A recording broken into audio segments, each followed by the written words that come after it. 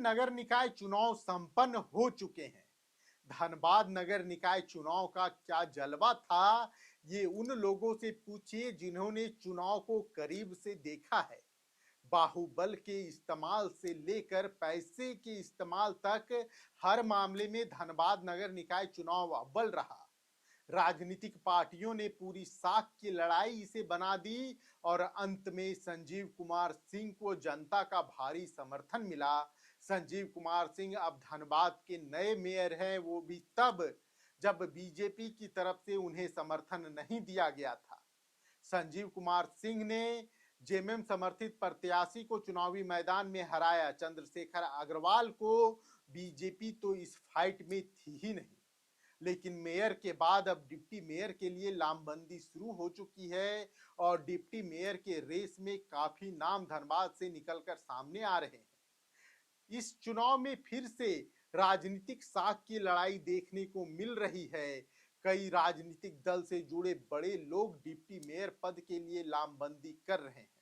Ward 7 और ward 33, इन दोनों वार्डों को नाम को याद कर लीजिए, क्योंकि धनबाद नगर निकाय चुनाव में डिप्टी मेयर में जिन दो लोगों का नाम सबसे आगे चल रहा है, वो दो लोग इसी वार्ड से संबंधित हैं। वार्ड 7 के पार्षद हैं अरुण चौहान, जिनका नाम इस पद के लिए चल रहा है। वहीं वार्ड 33 की पार्षद हैं मेनका सिंह।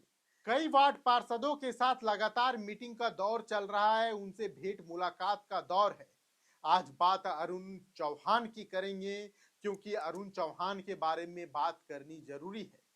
अगर आप धनबाद नगर निगम के लोग हैं, धनबाद नगर निगम से ताल्लुक रखते हैं, तो आपको भी ये जानने का हक है कि आपका मेयर कैसा हो।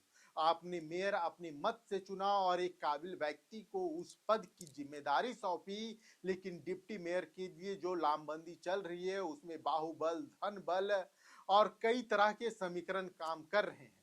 अरुण चौहान के पीछे कई बड़े ताकतवर लोगों का हाथ है, इसीलिए अरुण चौहान लगातार मार्केट में या लगातार लोगों के बीच यह दावा कर रहे हैं कि उनकी जीत तो सुनिश्चित है, लेकिन अरुण चौहान कौन है यह जानना आपके लिए जरूरी है।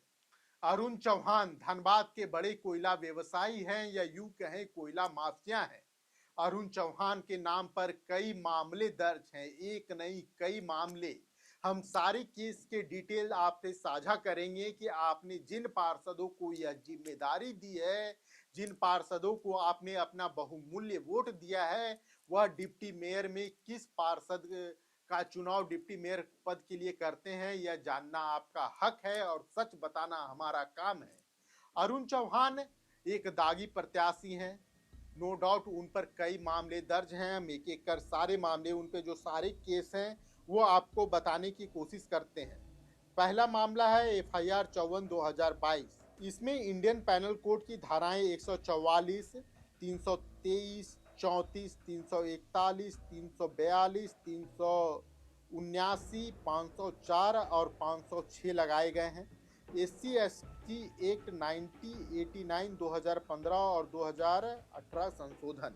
इन धाराओं का मतलब आपको बताते हैं। 144 और 34 समूह में अपराध करना, 223 मारपीट कर चोट पहुंचाना, 341 रास्ता रोकना, 342 किसी को जबरन बंद करना, 379 चोरी, 504 जानबूझकर अपमान करना और 506 धमकी देना। यानी इस केस में मारपीट, रास्ता रोकने, चोरी और धमकी देने जैसे गंभीर आरोप है। दूसरे मामले पे आ जाते हैं। दूसरा मामला 2024 का है, जौटा थाने धनबाद का है। IPC की धाराएं 120B, 147, 148, 149, 307, 323, 332, 341, 342, 353, 387 और 427। धाराएं बोलते बोलते हमारी सांसें फूलने लगती है, लेकिन उन पे लगी धाराएं खत्म नहीं होती। अब उन धाराओं का मतलब भी आपको समझाते हैं।